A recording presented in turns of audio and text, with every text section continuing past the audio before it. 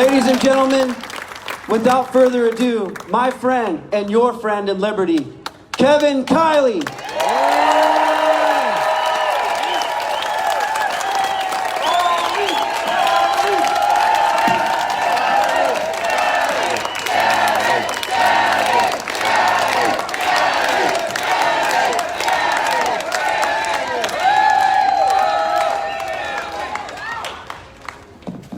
Isn't James Gallagher amazing?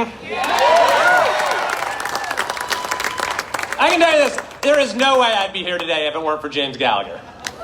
I could not ask for a better, I like the term partner in liberty. Can I steal that? Couldn't ask for a better partner in liberty. And the North State couldn't ask for a better representative than James Gallagher. Thank you to Orrin and Mike and all of the leaders who have devoted every fiber of your being to giving our state this chance at a better future.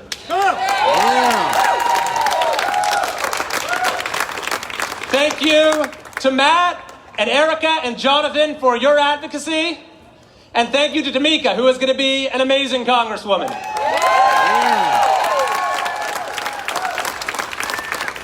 And thank all of you for being part of the fight. I cannot tell you how energizing it is to be with you here today and to get the chance to talk with you. And it's really what gives me the energy and the drive to keep up the fight.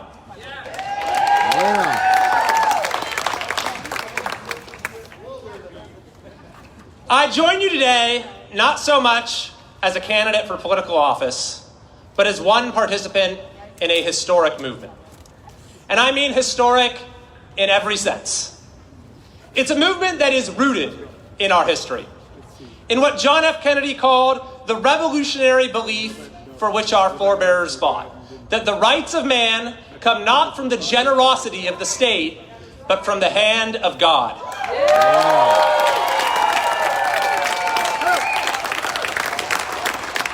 It's a movement that has made history, bringing together millions of Californians from all walks of life, all backgrounds, all political views, who in the throes of despair and division found hope and common cause.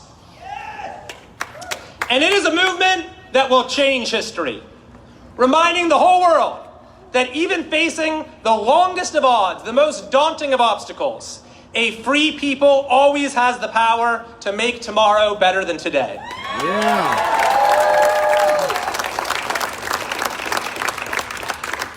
This last weekend, we celebrated America's independence. And we remembered the immortal words with which it was declared. We know these words so well, the stirring lines, the self-evident truths, that it's easy to forget what the rest of the Declaration was. A long list of grievances against a single man. Yes, and I swear Gallagher and I didn't coordinate on this. Our founders understood they had to make the case against King George. But the revolution was about more than him. It was based on universal principles. Principles that would set the colonies on a new course. Principles to forge a distinctly American identity. That's why 77 years later, Abraham Lincoln would say the nation was conceived not in hostility, but in liberty. Now we too have made our case against a single man.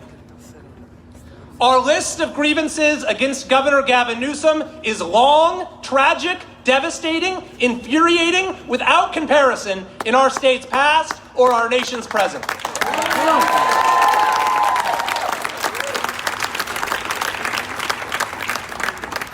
But the recall is about more than him. It too is based on universal principles. Principles that will set our state on a new course. Principles to perfect the American identity in our distinctly Californian way.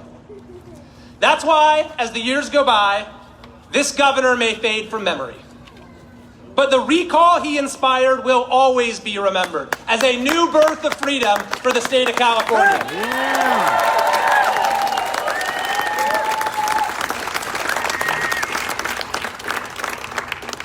Now I'll confess that my presence here today is unlikely. Some may call this campaign too bold. At 36, I'd be the nation's youngest governor. And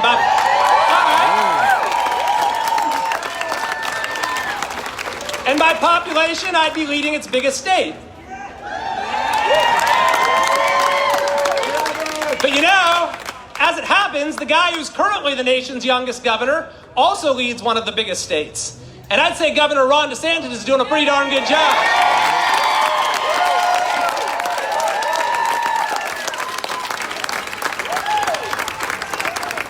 That's right.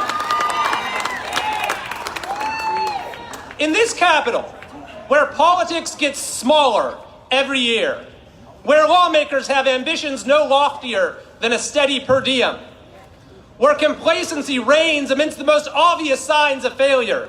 In that capital, if boldness is a crime, then I'm guilty as charged.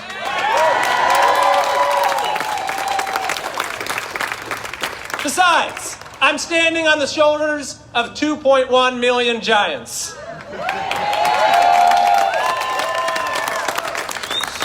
One signature at a time, the people of California ignited this movement, lit this fire. I am humbled to be but one bearer of the torch. Now, I'll tell you this, the naysaying does have a familiar ring. 6 years ago, I first ran for the legislature in a crowded field of 11 candidates, 8 of them Republicans. I had taught high school in inner city LA. I'd prosecuted violent felons. I defended our Constitution in California courts, but I'd never run for anything. I was an outsider seeking entry into a capital that only welcomes insiders. The rude people simply laughed or scoffed. The nicer people would try to say polite things like, oh, maybe this will help you get your name out there. And I would respond just as politely that actually I'm planning to win.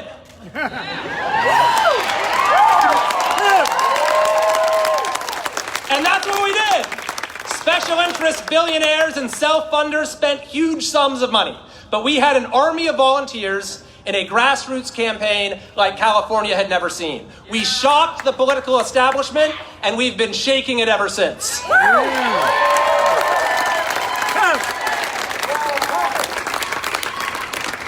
Now, I've been called a maverick, leader of the opposition, Gavin Newsom's chief antagonist.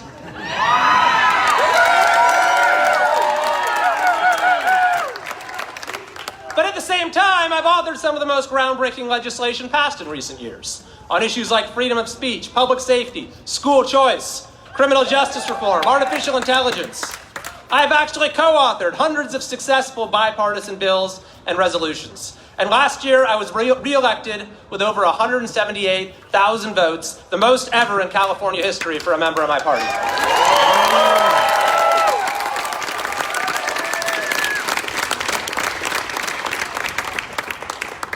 Yet every effort that I have made, or that James Gallagher has made, to take on our state's core problems has been snuffed out.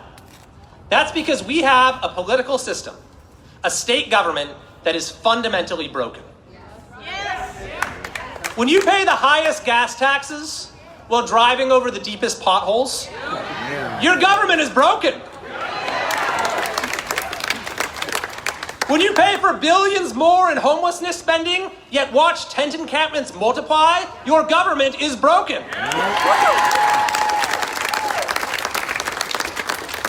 When your child's education is funded at up to $26,000 per year, yet she still isn't taught to read, your government is broken. When you get a good job and work hard, yet can't afford a down payment on a house until your 40s, your government is broken. When you live in fear of your community burning down and uncertainty over your light switch working, your government is broken. When you're told to take a shorter shower while water flows abundantly to the ocean, your government is broken. Stop the crime in Roseville. When you watch calculator-wielding thieves rob department stores in broad daylight, waving at the security camera on the way out, your government is broken.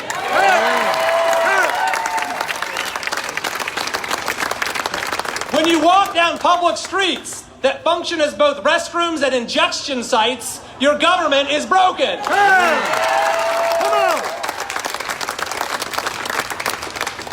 When you wait hours in line for a driver's license while state politicians get their own private DMV, your government is broken.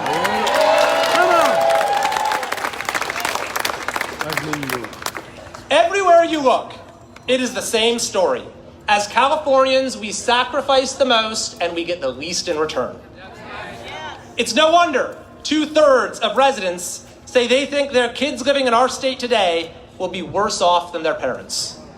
Wow. And it's no wonder so many people are packing up U-Hauls to avoid this fate. Last year, for the first time in California's 170-year history, our population declined. This used to be the state where anyone could get ahead, where the full glory of the American dream was realized. It's now the state that many can't wait to leave behind. That is the California tragedy. So how did this happen? With our extraordinary wealth in companies and universities, our astounding diversity of people, communities, and cultures, our beautiful mountains and lakes and trails, our magnificent coast and enviable weather, with Silicon Valley and Hollywood, avocados and almonds, a mystique that lights up eyes the world over, not to mention an outsized influence in Washington, D.C. With all of these assets, how are we last in everything?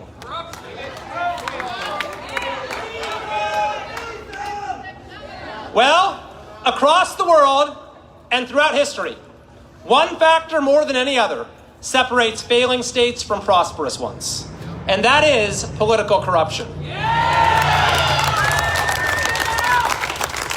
Nothing is more ruinous. It is an iron law of the human condition that corruption leads to decay. California is the furthest thing from a government of, by, and for the people. It is a government of corrupt politicians controlled by lobbyists for the benefit of special interests. And no one has personified that corruption like Gavin Newsom.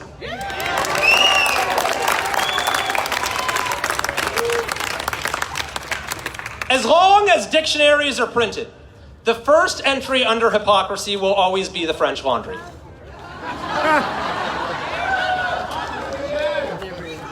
But what was even more revealing about that scandal was the company our governor keeps, a table full of lobbyists. They wine him, they dine him, they elect him, they own him.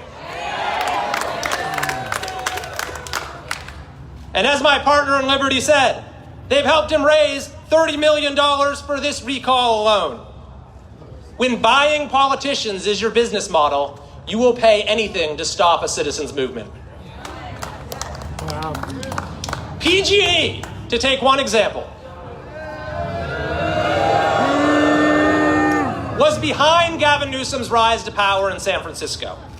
To this day, PG&E has given more money to Gavin Newsom than any other politician. They even pay his wife's salary.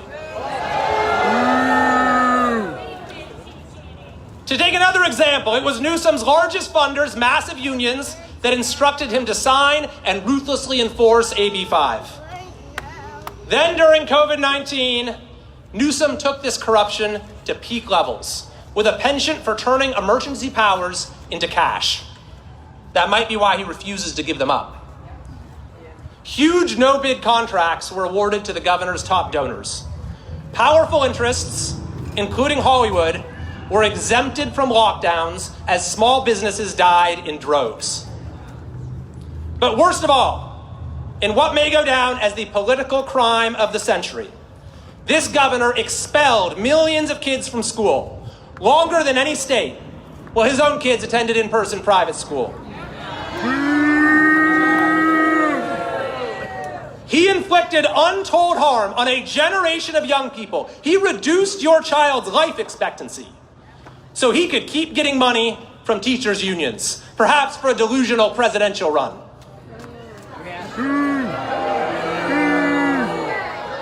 If this isn't grounds for removal, I don't know what is.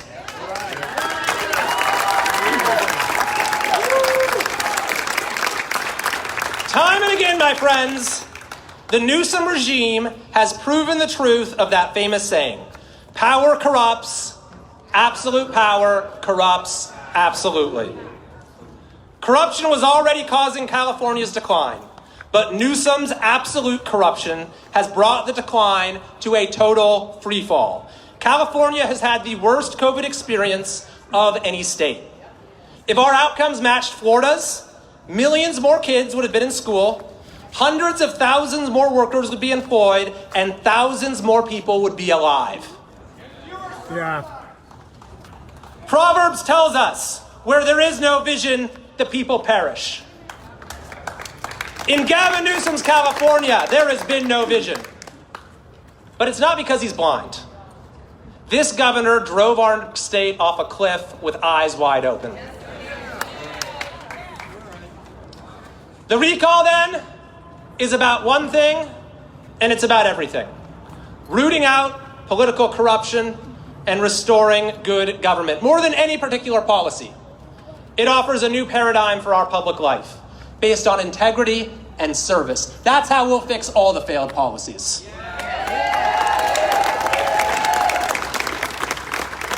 To save the state we love, I'm asking California voters to take a chance on change.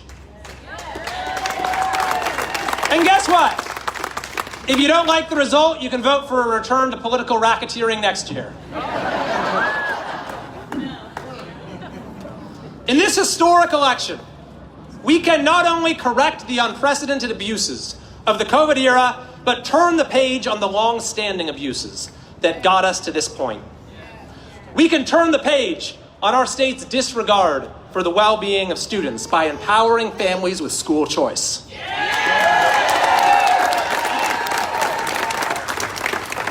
We can turn the page on our state's disrespect for the welfare of workers by removing barriers to opportunity and protecting the right to earn a living. We can turn the page on the California exodus by rolling back every special interest giveaway that makes it so expensive for ordinary people to live here. And we can turn the page on this dark era of government control by lighting a new spark of liberty and self-government. Self-government. This is the moment to rekindle that great American innovation, to renew the meaning of we the people. Here's the thing. I think the most important job of our next governor is to make it less important who the governor is by returning powers to local communities and individual citizens. Come on.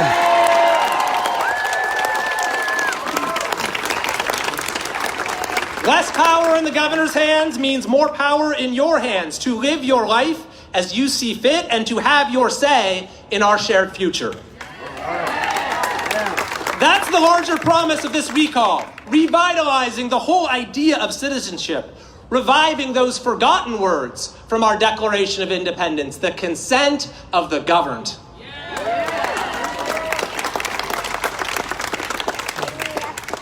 At the end of the day, this is a movement not just to fire America's worst governor. This is a movement to save America's greatest state. Come on. Come on. We've already made history. We've already made history, and now comes the fight for California's future. I happen to believe California is worth fighting for. I know all of you do as well. And it's an honor to be in that fight with you. Thank you very much.